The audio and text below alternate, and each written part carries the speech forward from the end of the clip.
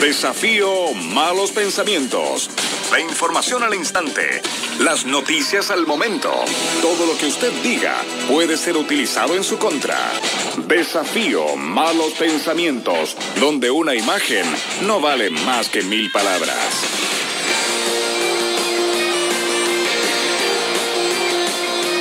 Una nota del diario El Observador destapó que el vicepresidente de la República no es licenciado. Patricia Madrid fue la encargada de descubrir esto a través de la investigación y a través del periodismo. Vamos a llamarla porque además, luego hay que tener coraje. Presentó junto a Viviana Ruggiero Sendik, la carrera del hijo pródigo. Un libro que también, sin dudas, tiene que ver con esta renuncia.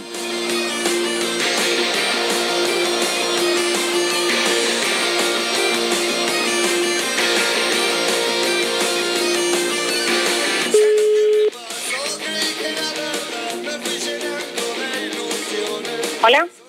La señora Patricia Madrid. ¿Cómo anda? ¿Licenciada? Sí, efectivamente, licenciada, sí. Bueno, puede llamarme licenciado también, ¿eh? Sí, bueno, es un poco más dudoso, tengo entendido lo suyo. Bueno, le pido por favor, no empiece una investigación para descubrir que yo no soy licenciado, porque lo puedo decir. No soy licenciado. Y se lo dije a Patricia Madrid.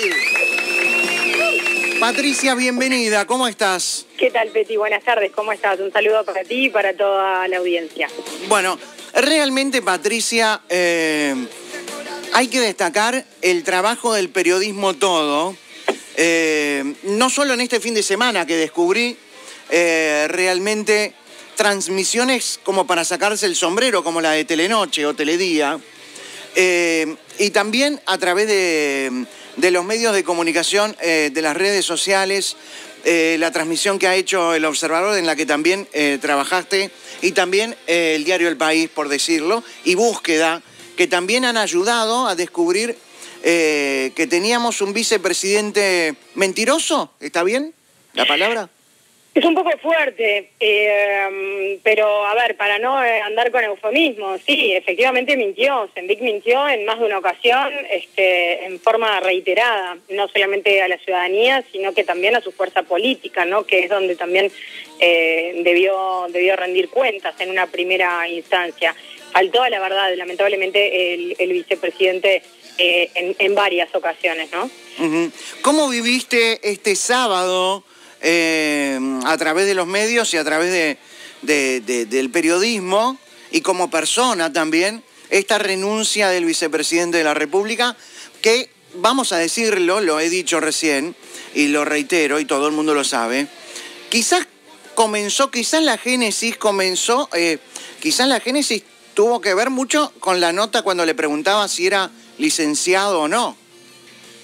Sí, a ver, si bien Sendik ya venía en el ojo de la tormenta, producto de la comisión investigadora, recordarán que se formó en el Parlamento para investigar la gestión de ANCAP, y ya venía, digamos, en los medios de comunicación con una cobertura y de cierta forma criticado o cuestionado desde la oposición política, el artículo, la investigación acerca del el no título, ¿no? El falso leak adelante de su firma, fue como el principio del fin, ¿no? Yo lo decía un poco en la cobertura que hicimos en El Observador el sábado.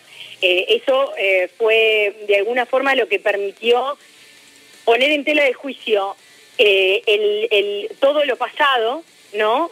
Porque si el razonamiento fue, si se mintió en algo tan sustancial perteneciente a la vida de uno, ¿no? En cuanto a su carrera, a su formación, qué es lo que qué es verdad, digamos, de lo hecho en la gestión y qué fue mentira, ¿no? Con respecto al tema ANCAP.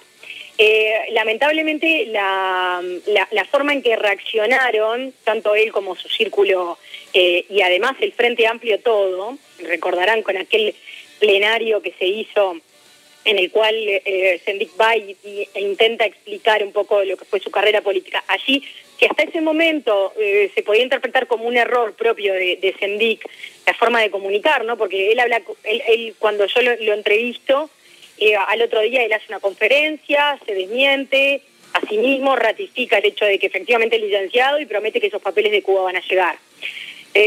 Tiempo después, él asiste al plenario, hace un recorrido por lo que fue su trayectoria académica en Cuba y le dice al plenario que va a venir los papeles.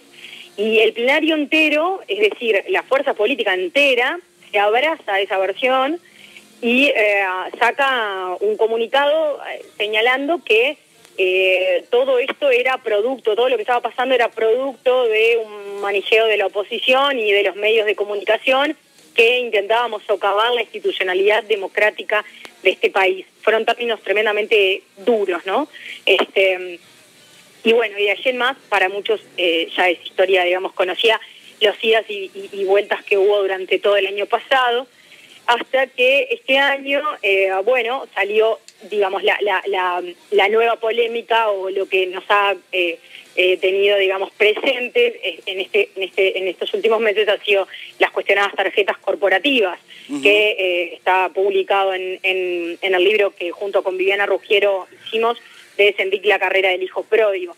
Ese trabajo que tiene, tiene muchísimas cosas ese trabajo periodístico, ¿no? Porque si bien lo de las tarjetas corporativas y lo de la licenciatura sí son puntos importantes, lo más importante es qué es lo que ocurrió en la gestión de ANCAP, cómo se manejaron los dineros públicos, cómo la empresa finalmente, la mayor empresa del país, termina perdiendo y debiendo ser capitalizada por más de 600 millones de dólares, ¿no?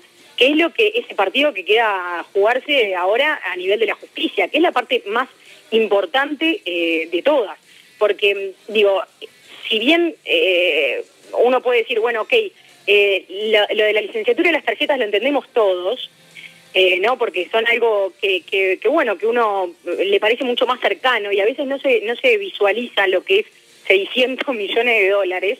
Sí. Pero estamos hablando que durante la gestión que tuvo al frente a Raúl Sendik en ANCAP entre los años principalmente 2010 y 2013, hubo licitaciones que fueron tremendamente cuestionadas por cómo se direccionaron.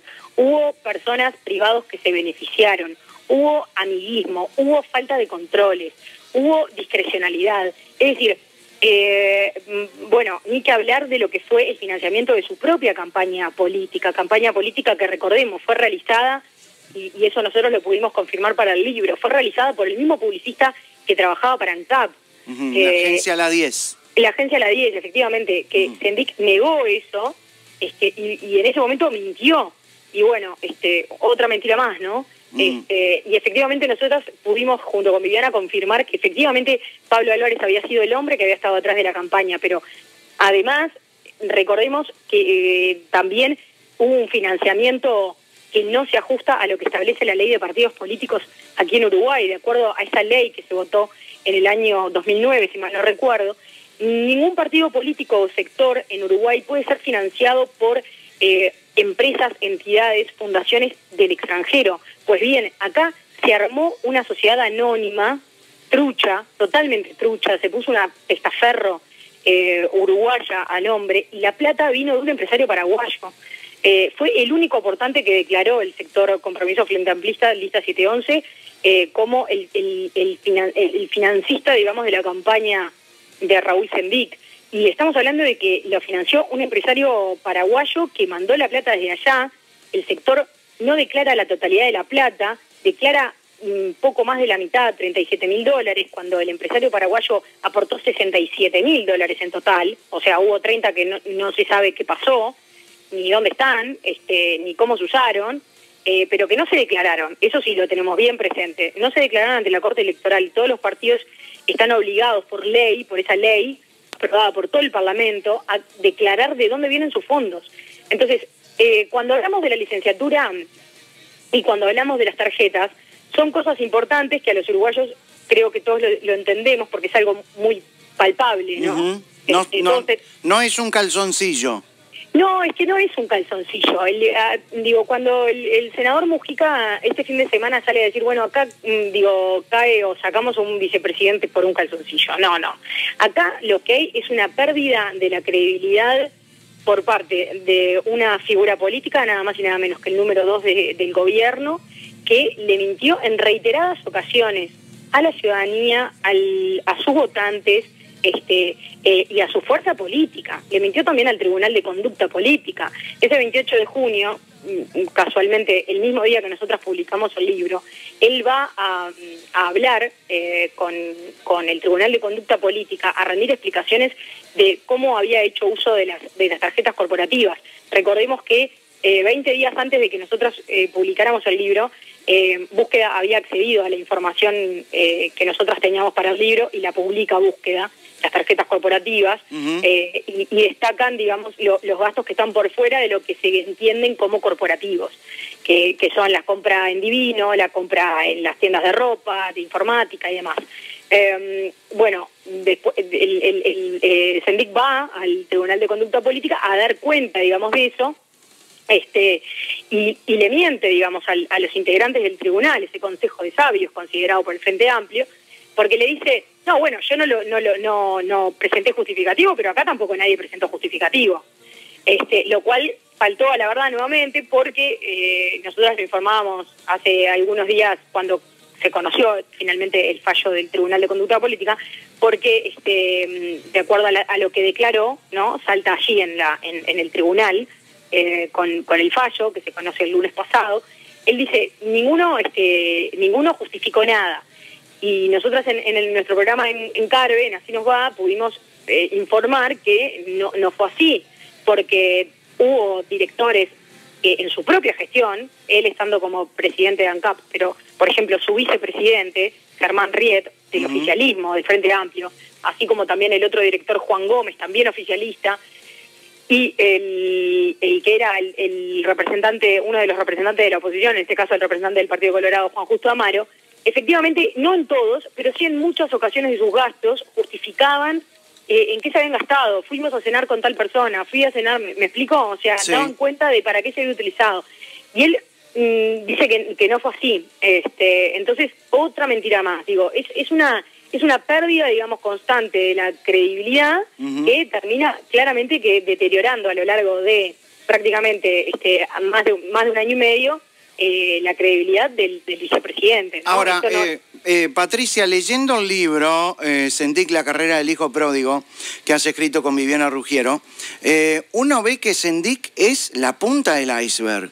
Sí. Pero no es el iceberg. No. A ver, acá hay muchas cosas, digamos, que la justicia claramente, y por eso es que entendemos que el partido más importante se juega a nivel de la justicia, tanto lo que está haciendo, básicamente la causa está en crimen organizado, en el juzgado de la doctora Beatriz Larrié y el fiscal Pacheco, que es quien tiene el caso, porque acá está para investigar varias cosas. Por ejemplo, la compra de petróleo y una triangulación que se hizo con una empresa extranjera, Transfigura, que está acusada a nivel internacional de varios casos de corrupción. Tenemos también, por ejemplo, la construcción de una barcaza, la llamada Quicho Ororó. Raúl S. también, hay una Raúl S. Bueno, en algún tiempo, digamos, se utilizó, claro, mientras se estaba construyendo el Quicho Ororó, este barco por parte de la Armada, se contrató un remolcador que, sí, efectivamente, esa empresa, bueno, se llamaba Raúl S. No es por Raúl Sendic, ¿no? Era por otro motivo. Pero bueno, además es tercerizado. No, pero lo que voy es, yo qué sé, por ejemplo, mientras se construyó ese tiempo, durante más de 2 años se construyó esa barcaza, se mandó a construir en la Armada, fue una licitación totalmente adjudicada a dedo, pero además se pagó, por ejemplo, a una tripulación de 20 personas, de 20 funcionarios de ANCAP, mientras no hacían tareas con el remolcador, porque el remolcador se estaba construyendo, cosas de ese tipo. Pero también está la planta la adjudicación del transporte de la cal a Brasil, donde a un empresario brasileño se le adelantan millones de dólares para que pueda llevar adelante el negocio. Bueno, ni que hablar de toda la cuestión y el capítulo de la publicidad, ¿no? Como decíamos, se gastaron 10 millones de dólares en publicidad, es mucha plata, y principalmente se gastaron en años preelectorales, o sea, en el año 2013 preelectoral y en el año electoral año 2014. Ya no estaba, digamos, Sendik en ese momento, pero en el 2013 sí. Hay muchos capítulos a nivel de la justicia, no recuerdo si son 6 o 7 específicamente, porque digo, depende un poco cómo se dividió, pero que realmente, digamos, hacen a cómo se gestionó el ente y cómo finalmente termina perdiendo y teniendo que ser capitalizada por todos los uruguayos, ¿no? Porque lo que votó el Parlamento de más de 600 millones de dólares para capitalizar, lo pagamos todos los uruguayos a través de nuestros impuestos, ¿no? Patricia, básicamente es eso. Justamente que hablas de todos los uruguayos, vos como periodista y como, escritora del libro, ¿qué sensación tenés del pueblo, de la gente? ¿La gente llega a entender lo que ha pasado? ¿Llega a tener verdaderamente noción de todo esto? Creo que desde los medios de comunicación se ha intentado explicar los distintos capítulos que tiene la causa ANCAP, ¿no? Que es algo muy grande para entender. A nosotros, por ejemplo, para hacer el libro nos costó, y estuvimos abocadas por lo menos 3 meses a entender el funcionamiento de ANCAP, ¿no? Dedicándole muchas horas, porque tiene muchísimos negocios y ni que hablar de muchísimas subsidiarias. Bueno, perdón, no te lo mencioné, Peti, pero a ver, otro gran agujero negro de ANCAP es ALUR, esta subsidiaria instalada en Artigas principalmente, pero también en Paysandú, que por ejemplo, digamos, se adjudicaron también obras de forma tremendamente dudosa, pérdidas continuas, y ni que hablar de lo que se hizo con la avioneta de ALUR, ¿no? Nosotros reportamos en el libro que la avioneta de ALUR, por ejemplo, tiene viajes que son inexplicables a el aeropuerto de San Fernando, que es en Argentina. Sí, a la noche, ¿no? Claro, a la noche, a la madrugada, sin gente. ¿En qué quedó esa investigación? Bueno, eso fue incorporado por Pacheco a la causa y lo está averiguando, porque, a ver, nosotras no pudimos afirmarlo porque no tenemos pruebas para eso y nunca hicimos la conexión de con qué es lo que finalmente hace. Lo que sí nosotros señalamos en el libro es que por qué San Fernando, digamos, sonó tanto públicamente y por ahí muchos uruguayos se enteraron de ese aeropuerto. Porque ese aeropuerto es un aeropuerto donde van las avionetas pequeñas, particulares, pero también fue el epicentro de la ruta del dinero K, ¿no? Allí pasaban los valijeros del gobierno K. De Cristóbal López. Claro, por ejemplo, el Leonardo Fariña. El avión, alguien tiene que explicar por qué el avión llegaba en horas de la madrugada o viajaba allí sin gente, o por qué tenía 2 o 3 vuelos en el mismo día, ¿no? Nadie de nosotros para el libro nos quiso contestar, de Sendik para abajo. Entonces, también son muchas las interrogantes que quedan. ¿Por qué, por ejemplo, la avioneta de ALUR se utilizó para llevar al exministro de Economía argentino y mano derecha de Cristina Fernández, al Axel Kicillof, íntimo amigo también del vicepresidente Raúl Sendik? ¿Por qué, digamos, el Estado uruguayo puso en su momento una avioneta que pertenece, digamos, al Estado para llevar y traer a un invitado de una actividad privada? Porque no fue que se trajo para una actividad de Estado a Kicillof. Se le mandó la avioneta a Kicillof para que viniera a participar de una actividad de una fundación que encabezaba Sendik, que fue su think tank, digamos, o sea, su plataforma política, como fue Fundación Propuesta Uruguay 2030. Es decir, hay muchas cosas que tiene que explicar el vicepresidente de la República y que las deberá explicar ante la justicia. Si vos me decís que la gente está entendiendo, digamos, la causa ANCAP, y bueno, yo creo que la gente que se ha informado, que ha leído, que ha seguido el tema, porque es un tema tremendamente complejo, que ha leído el libro, lo ha logrado comprender, o por lo menos aproximarse. Igual, perdón que te corte, igual sí. La política en este país se ha transformado en un duelo de hinchadas con poca tolerancia, ¿no? En un fanatismo que nunca antes habíamos visto, ¿no? Mira, yo no puedo asegurar, Peti, si yo nunca antes lo vi, capaz que, a ver, yo tengo 32 años, hace 12 que ejerzo como periodista, por eso a mí me causa un poco de gracia cuando a través, por ejemplo, de las redes sociales me dicen, bueno, Patricia, ¿por qué no investigás a los blancos o a los colorados, no? Uh-huh. Y bueno, y yo les digo, bueno, pero trato de explicar que yo comencé o sea, cuando yo empecé a trabajar en periodismo, empecé con el gobierno empecé con el gobierno de Tabaré Vázquez, con el primer gobierno de Tabaré Vázquez. Claro. Yo en esa época estaba en la facultad. Entonces, digo, cuando me hablan de investigar los 90, bueno, yo estaba enfocada, digamos, del 2005 en adelante porque es la realidad también en la cual he vivido. Digo, periodistas de larga data han enfocado trabajando en los 90 en distintos medios de comunicación, todos los gobiernos, es decir, tanto los blancos como los colorados en su momento. Es cierto. Y nosotras, por ejemplo, cuando tuvimos que poner el tema de que era el tema central del cambio Nelson en el mes de febrero y marzo, nosotras comenzamos nuestro programa de radio, así nos va, señalando, digamos, la conexión del difunto Sanabria con la ruta del dinero acá. Nosotras fuimos las que sacamos a Leonardo Fariña, afirmando, digamos, que había una conexión con Sanabria, y Sanabria, digamos, la conexión con el Partido Colorado. Es decir, a ver, cuando tuvimos que informar de las tarjetas corporativas, también en la radio, informamos los gastos de todas las tarjetas corporativas, y haciendo especial énfasis también, tanto en el representante del Partido Nacional en ANCAP, como el Partido Colorado, o sea, Carlos Camín y Juan Justo Amaro, en que no habían controlado lo suficiente. Y eso es una problemática, digamos, de la oposición. Hay que recordar esto. Si pasó lo que pasó en ANCAP, digamos, es fruto de una mala gestión llevada adelante por el oficialismo en cuanto a que tenía mayoría en el directorio, pero también la responsabilidad le cabe a la oposición, porque la oposición tenía representantes en ese directorio. Entonces, digo, acá se intenta también, digamos, hacer foco en el oficialismo, pero no recordemos, recordemos que claro, tanto el Partido Colorado como el Partido Nacional tenían representantes en ese directorio, que tenían mayor o menor, digamos, capacidad de maniobra por los votos, porque tenían, o sea, 2 votos al fin de cuentas la oposición. Bien, eso es un argumento, pero acá no pueden decir tampoco que no la vieron venir. Sí la vieron venir, digo, y si no la vieron venir, el problema también es de la oposición.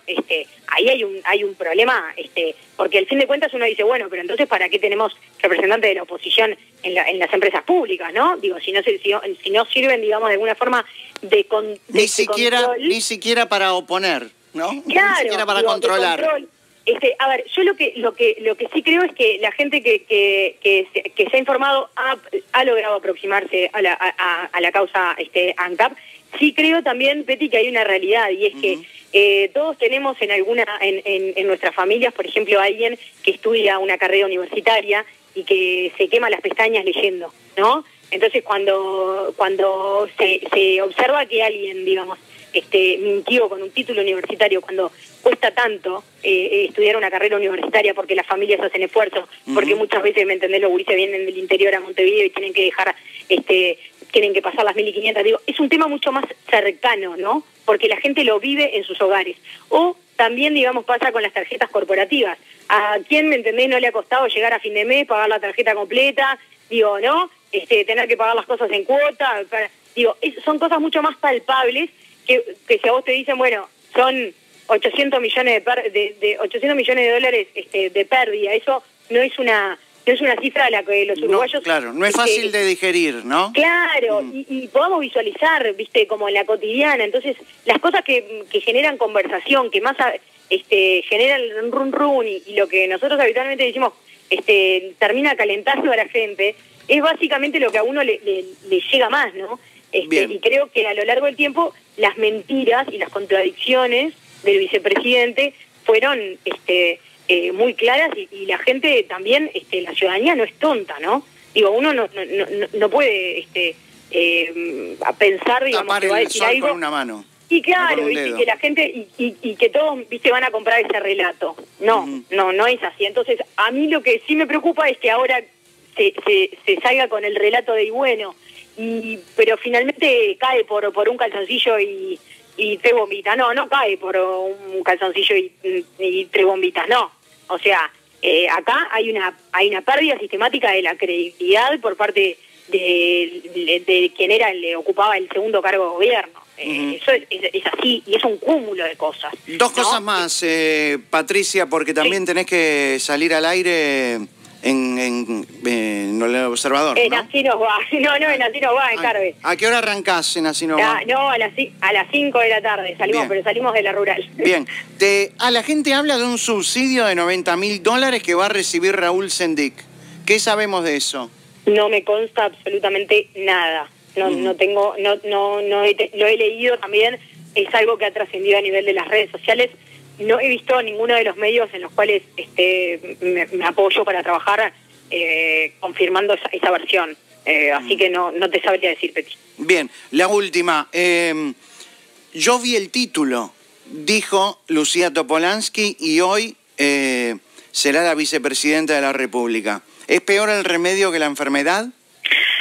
Yo creo que tal vez no deberíamos juzgarla por esa situación. Yo entiendo, digamos, de que fue bochornoso ese episodio. Bien. Pero también hay una cuestión que no nos olvidemos.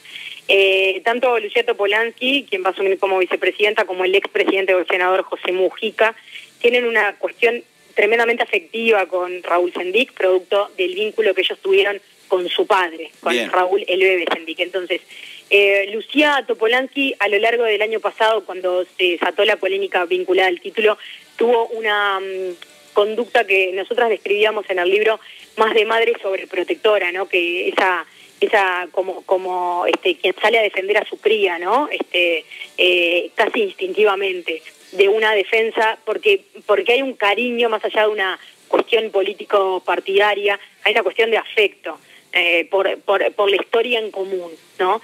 Entonces, creo que también Topolansky confió en lo que le estaba mostrando Sendic, ¿no? Que al fin de cuentas eran los papeles que habíamos visto todos, que eran las reválidas de medicina que Sendic trajo y revalidó aquí en la UDELAR. Le mostraron esos papeles a Topolansky claramente y ella entendió que eso era un título o lo compró como un título y creyendo que en algún momento iba a aparecer efectivamente ese papel y que Cuba lo iba a mandar. Yo creo que en el fondo lo que se creyó de parte del Frente Amplio era de que Cuba iba a hacer alguna movida para poder rescatar al hijo pródigo, ¿no? Como decimos, al hijo pródigo de la izquierda.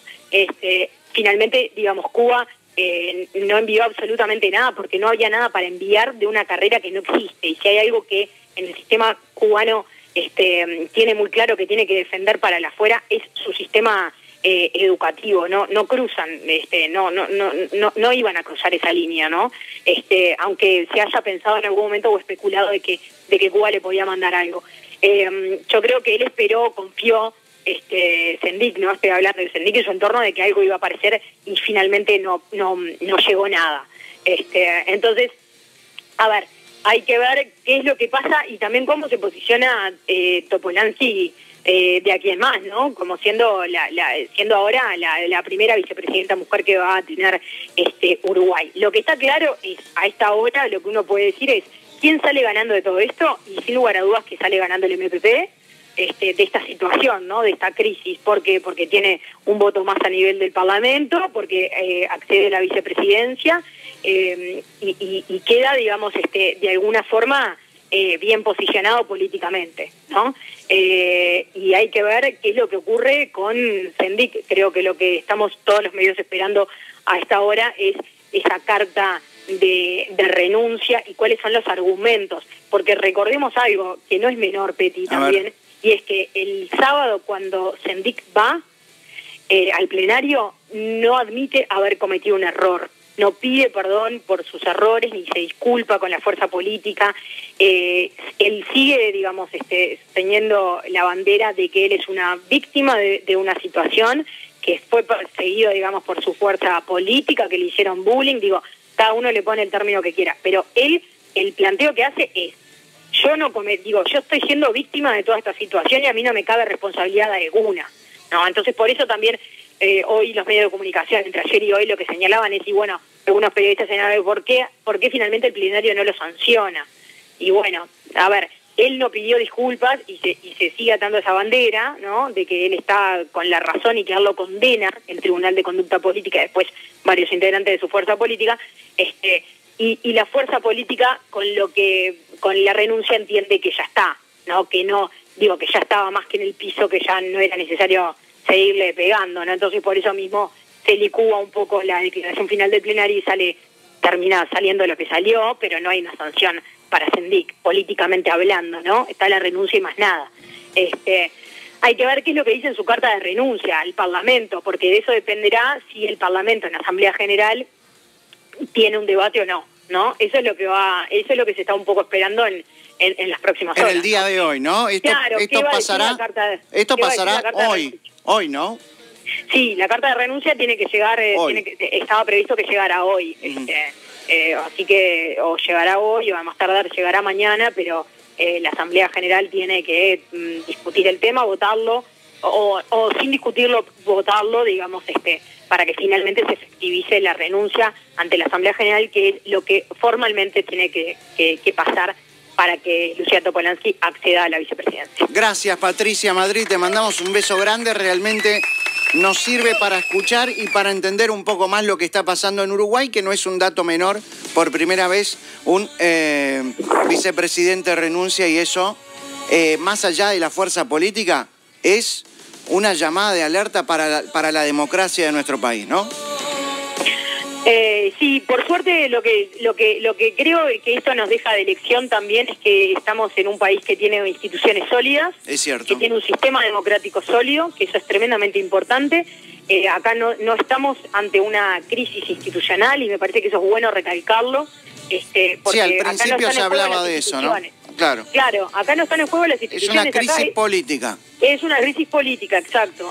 Pero me parece que bueno, que se sintió el cimbronazo el fin de semana y las cosas marcharán y seguirán, y el país seguirá andando y cambiará, digamos, también la agenda informativa, ¿no? El país sin dudas que tiene importantísimos temas a tratar. La baja del empleo, las inversiones a capturar, o sea, hay infinidad de temas en la agenda, y ya era un tema que no daba para más. Yo creo que es un sentimiento de gran mayoría de los uruguayos, al menos así yo lo percibía a través de las redes sociales, que ya tenía harto, digamos, a todo el mundo, ¿no? Y bueno, ni que hablar a nivel político. Así que bueno, muchísimas gracias, Peti, por el tiempo y por haberme convocado para charlar un ratito contigo. Te mando un beso grande. Patricia Madrid, quien conduce Así Nos Va en Radio Carve a las 5 de la tarde.